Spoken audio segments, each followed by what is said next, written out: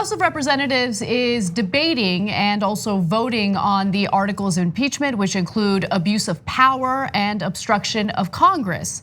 Now, the arguments that you're likely to hear from this congressional meeting is similar to what you've already been hearing. However, one speech did stand out, and that was the speech given by former Republican Justin Amash.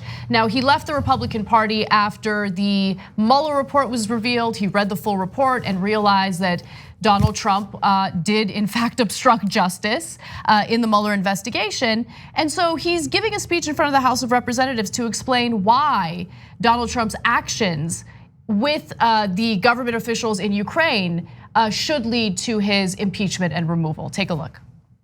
I rise today in support of these articles of impeachment.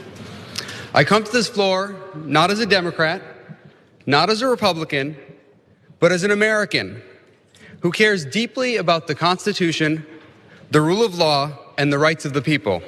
Impeachment is about maintaining the integrity of the office of the presidency and ensuring that executive power is directed toward proper ends in accordance with the law. We need not rely on any other branch or body to endorse our determinations. We have the sole power of impeachment. In Federalist number 65, Alexander Hamilton wrote that high crimes and misdemeanors, quote, are those offenses which proceed from the misconduct of public men, or in other words, from the abuse or violation of some public trust. They are of a nature which may, with peculiar propriety, be denominated political, as they relate chiefly to injuries done immediately to the society itself, end quote. President Donald J. Trump has abused and violated the public trust by using his high office to solicit the aid of a foreign power, not for the benefit of the United States of America, but instead for his personal and political gain. It's very rare to see anyone in politics or the media be principled these days. And while I'm sure I disagree with Justin Amash on a number of political issues and social issues, I give him a lot of credit because he's putting his political career on the line to be principled and do the right thing, and that's something to applaud. 100%. So he's actually one of the most right-wing guys in Congress, and so on policies we disagree with him on an overwhelming majority of the cases. But there's no way around the fact that he showed incredible courage. And for that, he was shown the door. The Republican Party turned on him en masse, as expected. And they said, principles? What kind of a monster are you with principles and caring about facts and the law and the Constitution? We don't do that here. We're craven. So in their rejection of Justin Amash, who is a deep conservative, he was part of the Freedom Caucus, the most conservative branch in the House. In their rejection of him, they proved that they never cared about principles. That all they care about is partisanship and raw power. And so it's great to see Amash making the case here. But one more thing that's important, it always takes former Republicans to fight hard. Because, and again, because he's a former Republican doesn't mean he's a progressive or even a moderate. He's still very right wing, he's just no longer in the party. And so Democrats should be saying the things that Amash said. Remember why Amash flipped? He flipped before Ukraine, because he read the Mueller report and he's like, this is 10 cases of obstruction of justice. There's no way around it. It is plain as day. No human being can read this report and not think that Donald Trump broke the law. They didn't charge him with that. They didn't put it as one of the articles of impeachment. The Democrats didn't. Here's a former Republican who's deeply right-wing going, why didn't you charge him with that? And so I had this a little bit sense of doom here as I saw Nadler speaking, and I like Nadler and he's pushed for impeachment, so I'm not against him. But as he was talking today about how there's a clear pattern of wrongdoing, I thought, man, that sounds vague. No, he broke campaign finance law with the Ukraine call. He did extortion.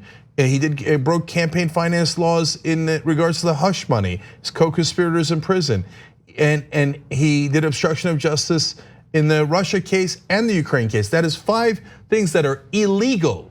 Illegal, say illegal. Yes. They were afraid to say illegal, but then it sounds vague. He also said, to our founding generation, Nadler did, abuse of power was a specific, well-defined offense. maybe to our founding fathers, but not so much today.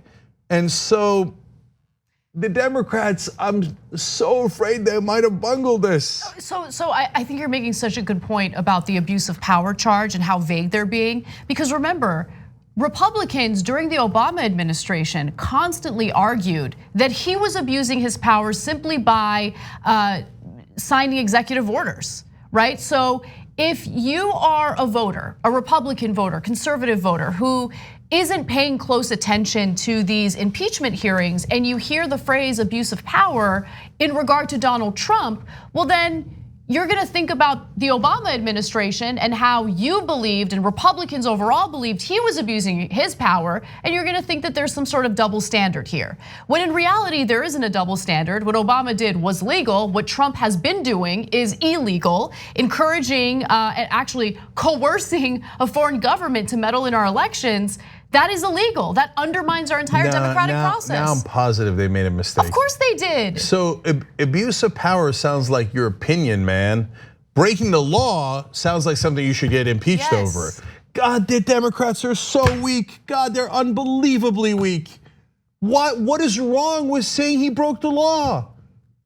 Well, they overthink it. Well, what if we can't, but they're gonna think it's a criminal trial instead of a political trial. Maybe we're gonna offend Republican voters. And you know one of the things they're afraid of, and I also realized that today, and it's my bad that I have to not point this out earlier. I have in other contexts, but not in this context.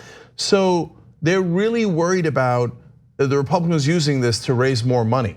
It's not that they were worried about the poll numbers. It's not that they're worried about, it's gonna swing momentum in the elections towards Donald Trump. They're worried that the Republicans are gonna raise more money because the Republican voters are mad, right? And they're obsessed with money.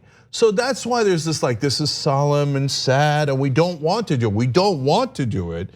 And I don't know that it's illegal, but I would do abuse of power. Please don't get mad and give them money. Oh my God, oh my God. Again, they lead from a place of fear and they think that voters are dumb and that they can't see through what they're doing, right? And so when they approach this whole impeachment investigation from a place of fear and they water down, they themselves are watering down what Trump has done.